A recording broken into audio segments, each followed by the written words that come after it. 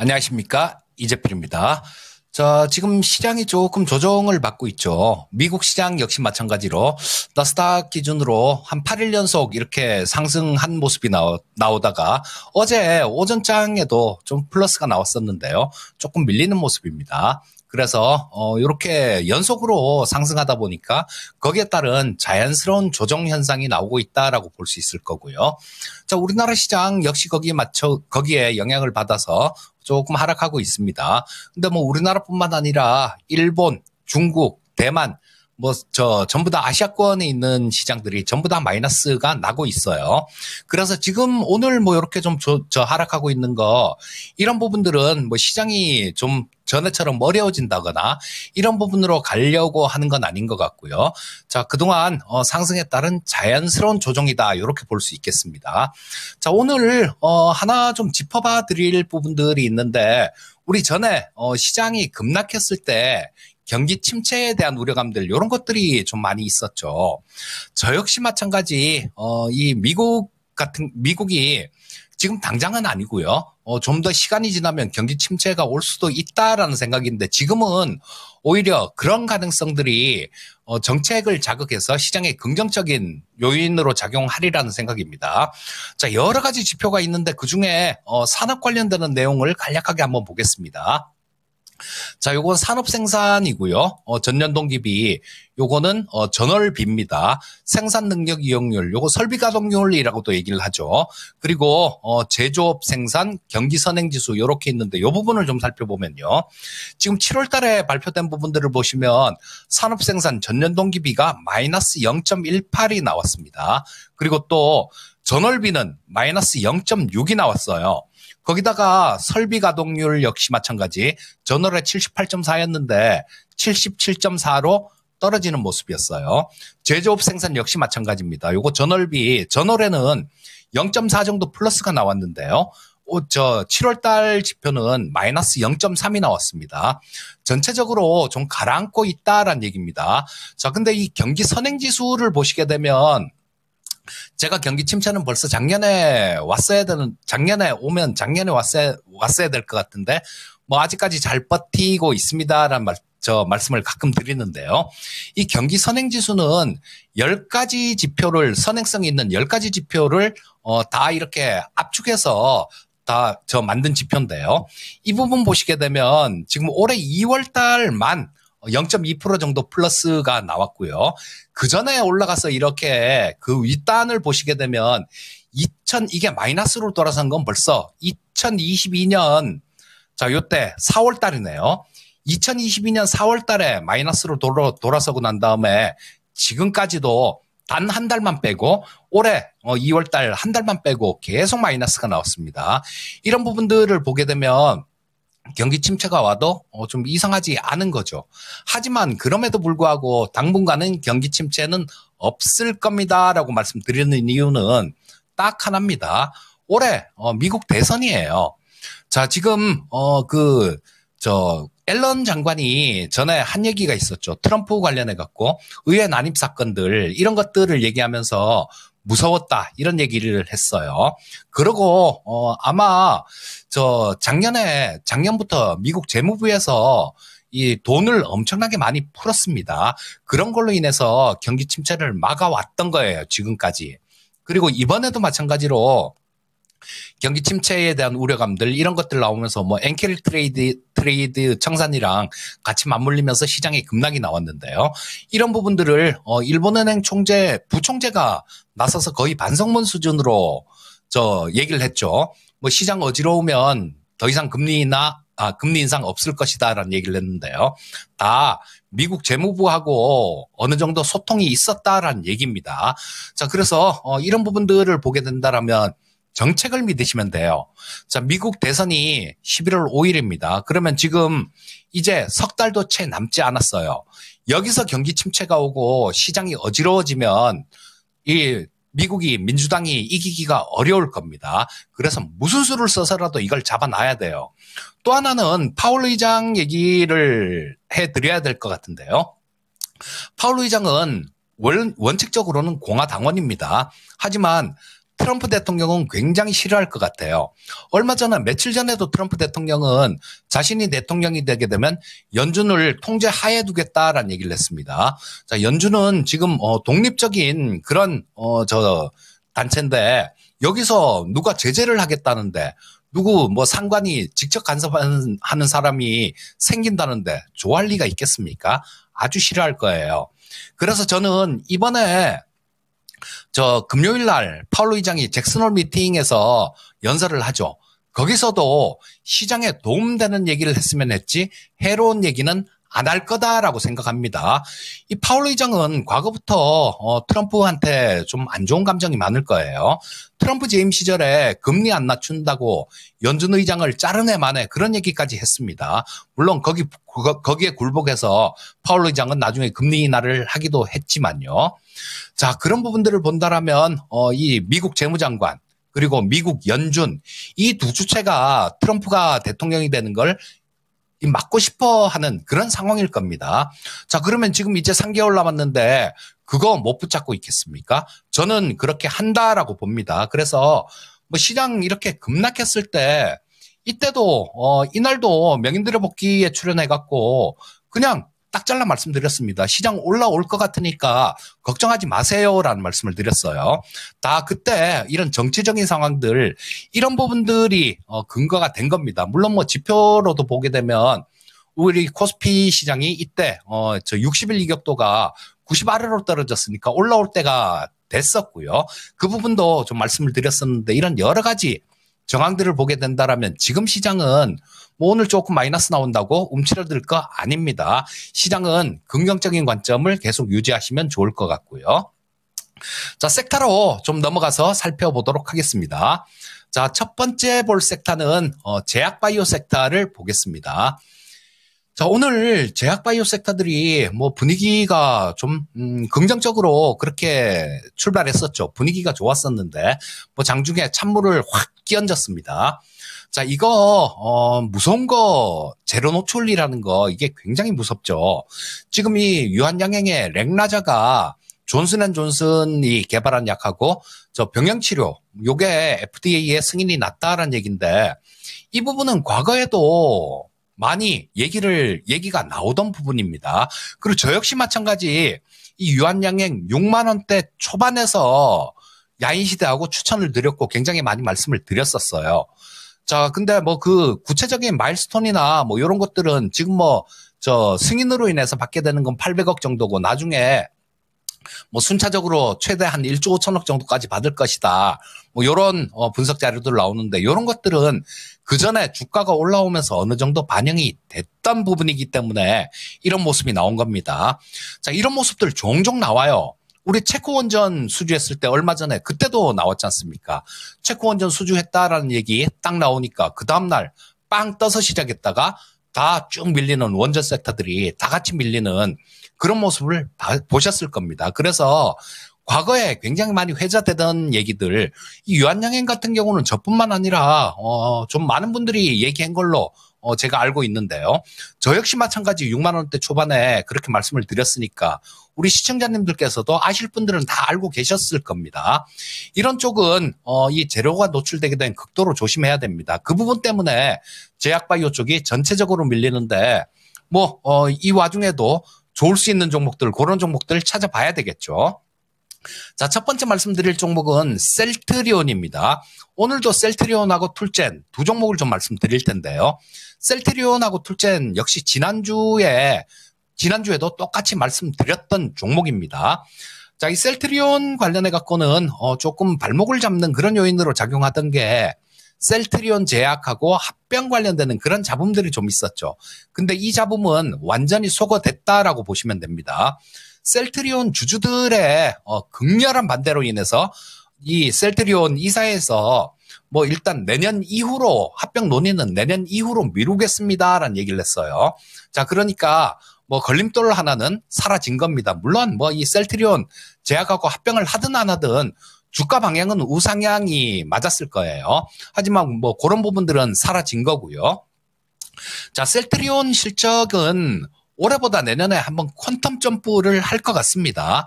지금 올해보다 영업이익이 내년에는 2배 훨씬 더 날 것 같아요. 그리고 상반기 때보다 하반기 때가 올해도 마찬가지 상반기 때보다 하반기 때가 훨씬 좋을 것 같은데요. 자, 이 하반기에는 우리 3공장이 본격적으로 생산을 시작합니다. 자, 그렇게 되면 거기에 대한 모멘텀도 있을 거고, 진펜트라라는 약이 있죠. 요거 램시마를 이 정맥 주사에서 SC제형으로 제형을 바꾼 건데요. 요게 미국에서 6월 달부터 매출이 나오기 시작했습니다. 그러면 2분기 실적에는 한 80억 정도 반영됐다 그래요. 그러니까 거의 없었던 거나 마찬가지로 볼 수 있겠죠. 하지만 이 부분들이 하반기 실적에 반영이 될 겁니다. 그리고 내년도 실적은 엄청나게 좋을 수 있는 그런 종목이니까요. 자, 요거 실적에 집중을 해보시면 될 것 같고, 자, 셀트리온 실적 예상치를 한번 볼까요? 예상치 보시게 되면 분기로 이렇게 작년에 뭐 한 6,500억이었는데 올해 예상치 한 6,600억 정도 나오는데요. 내년 예상치는 엄청납니다. 예상치 나오는 게 1조 6천억이에요. 그러면 제가 2배보다도 훨씬 더 뛸 겁니다라는 말씀을 드렸는데 최소한 제가 말씀드린 거 이상은 충족이 될 수 있을 겁니다. 자, 그럼 영업이익이 2배가 늘어나는데 주가가 지금 이 자리에 그대로 있을까요? 그렇지 않을 겁니다. 주가는 조금씩 우상향하다가 뭐 때가 되면 급등하는 모습이 나올 거예요. 또 이 제약바이오 섹터에서 긍정적인 부분은 아까 말씀드렸듯이 파월 의장의 입도 저는 긍정적이다라고 봅니다. 아마 이번에 금리 인하 뉘앙스를 한번 주고 그다음에 9월 연준에서는 금리 인하를 하고 우리 나중에 또 금리를 인하할 수 있어요라는 시그널을 분명히 줄 것 같아요. 제약바이오 섹터 뭐 오늘 유한양행 제로 노출로 인해서 많이 밀리지만 항상 좀 관심을 갖고 보시면 좋을 것 같습니다. 다음 볼 종목은 툴젠을 보겠습니다. 이거 6월 초에 처음 소개시켜드리고 이 거인들의 시선에서도 마찬가지 6월 초에 처음 말씀드렸던 것 같아요. 그때 첫 마디가 제가 성장 잠재력의 끝판왕 이런 말씀을 드렸던 기억이 나는데요. 그러고 난 다음에 꾸준히 지금 올라오고 있는데 어제는 한 16% 정도 급등하는 모습이 나왔어요. 오늘 7% 정도 하락하고 있는데 어제 16% 올라왔으면 오늘 7% 정도 빠져도 그렇게 억울하진 않겠죠. 자, 어제 급등에 따른 매물 소화 과정이다 이렇게 보시면 될 거고요. 툴젠은 아직 나오지 않은 재료가 2가지 정도가 있습니다. 어떤 재료나 이 시간 보시는 분들은 아실 거예요. 첫 번째는 유전자 가위, 3세대 유전자 가위에 대한 원천 특허.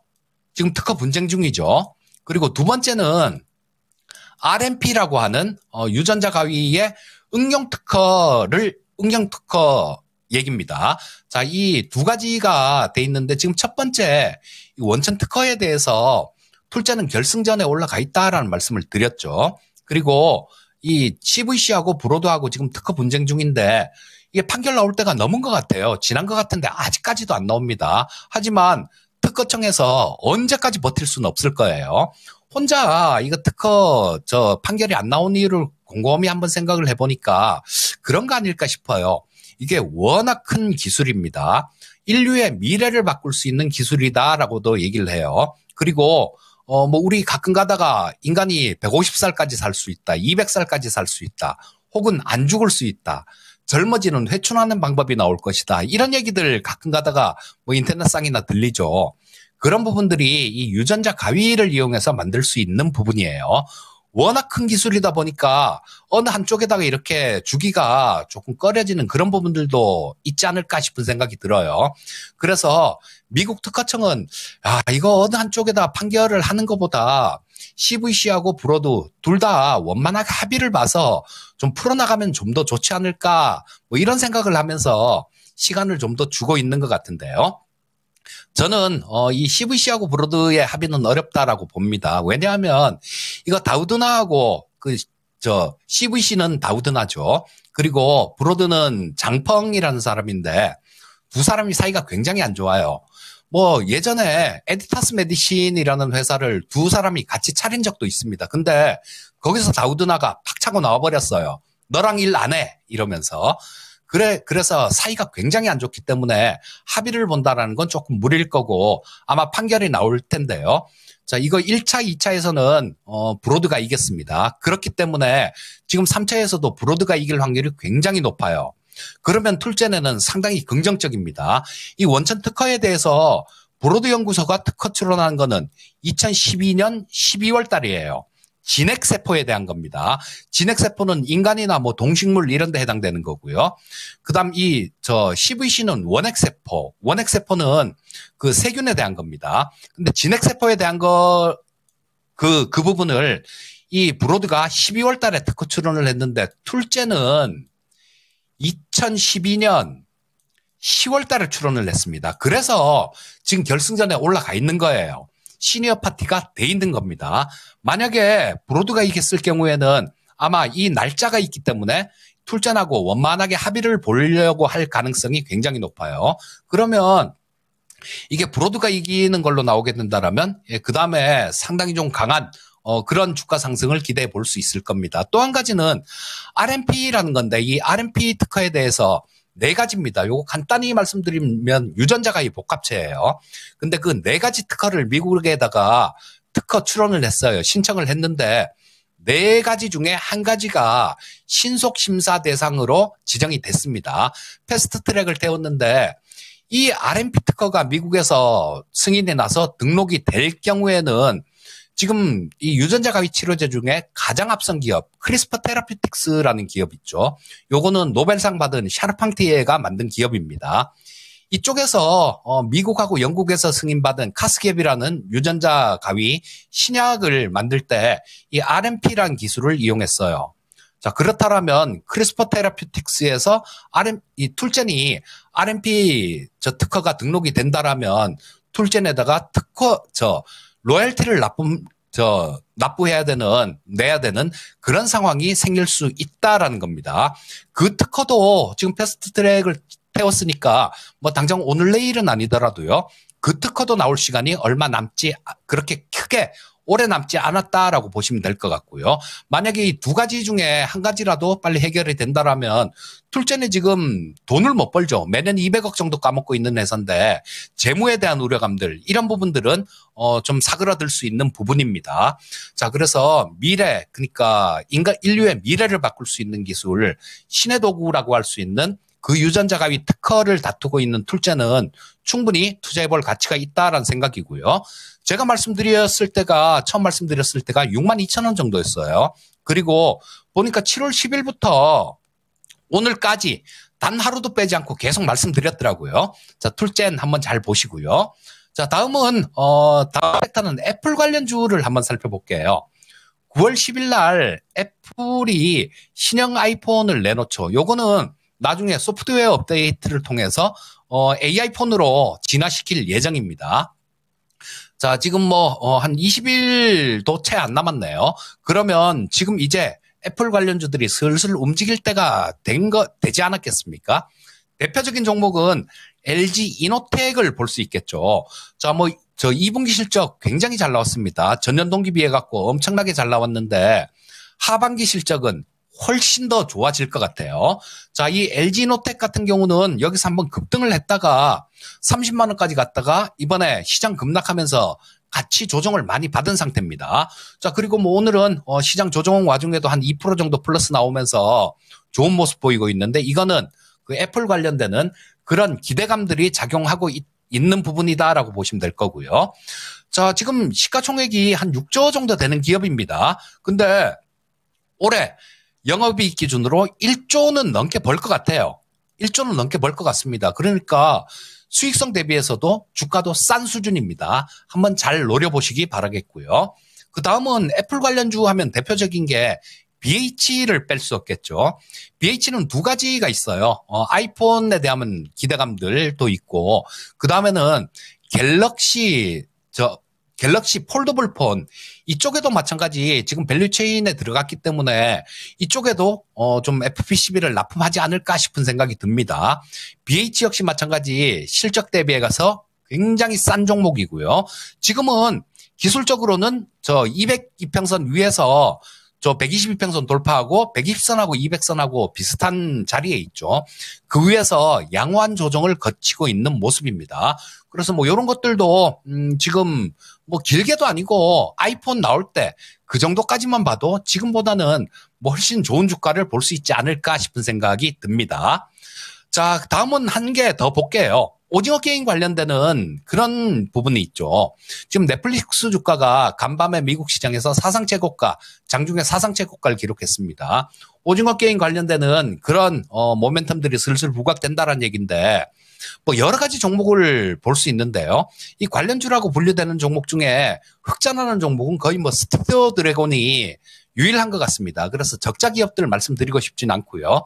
좀 색다른 부분에서 한번 찾아봤어요. 대상이라는 종목을 관련주로 한번 보고 싶은데요. 왜냐하면 이 대상은 그 이정재 씨가 오징어 게임 주연을 하잖아요. 그 이정재 씨의 연인인 임세령 씨가 대상홀딩스 지분을 20%를 보유하고 있기 때문입니다. 그래서 이정재하고 무슨 관련되는 내용이 있으면 대상이 좀 탄력 있게 움직이는 경향이 있어요. 자, 이 대상은 실적 부분 하나만 보고 그래도 못 살 이유 자체가 없습니다. 자, 지금 대상의 시가총액은 그렇게 크진 않아요. 7,300억 정도 나오고 있는데요. 자, 올해 예상치, 1,797억 정도 나옵니다. 자, 2분기 실적은 전년 동기보다는 굉장히 좋았어요. 전년 동기에 336억이었는데 예상치가 496억이었습니다. 이 예상치보다 좀 못했어요. 한 444억 정도 2분기에 나왔으니까 이 부분 때문에 지금 주가가 조금 힘을 못 쓰고 있는데요. 전년 동기 비해서 훨씬 좋았던 부분들, 이런 부분들 올해 온기 실적도 훨씬 좋을 겁니다. 작년보다. 그리고 이정재 관련해서 오징어 게임 관련되는 그런 모멘텀 생각해 보면 지금 주가는 바닥에 있는 위치다. 이렇게 말씀드릴 수 있을 것 같습니다. 관심 있게 남들 다 관심 갖고 뭐 다 좋다 할 때 그럴 때 쫓아가면 돼요. 주식은 싸게 사서 비싸게 팔아야 남는 게임입니다. 그러려면 남들보다 한 발 앞서 사야 된다라는 얘기예요. 자, 마무리해야 되겠네요. 시장은 긍정적인 시각을 유지하시면 될 것 같습니다. 그리고 한 발 먼저 행동하면 여러분들 수익의 천국을 느낄 수 있을 겁니다. 아까 뭐 유한양행 같은 종목만 해도 그렇지 않습니까? 그리고 툴젠 같은 종목들도 처음에 말씀드렸을 때 그때 뭐 6만 원대 이때 매수를 했다라면 좋을 거예요. 그리고 또 만약에 이 툴젠이 저 판결이 긍정적으로 나온다라면 지금 저 매수하신 분들도 상당히 큰 수익을 좀 기대해 볼 수 있을 겁니다. 그래서 한 발 먼저 저 투자하면 행동하면 수익의 천국이고요. 한 발 늦게 오늘 아침에 유한양행 들어가신 분들 같은 경우는 지금 지옥일 겁니다. 한 발 늦게 행동하면 손실의 지옥이 되는 겁니다. 그래서 자, 남들보다 조금 더 노력을 하면 종목들 좋은 종목들 선침해할 수 있을 거니까요. 투자 습관을 그렇게 습관이 몸에 뵐 수 있도록 하신다라면 우리 시청자님들 투자하시는데 앞으로 천국만 있을 걸로 생각됩니다. 자, 여기까지 하겠습니다. 수고 많으셨고요. 저는 다음에 또 뵙도록 하겠습니다. 감사합니다.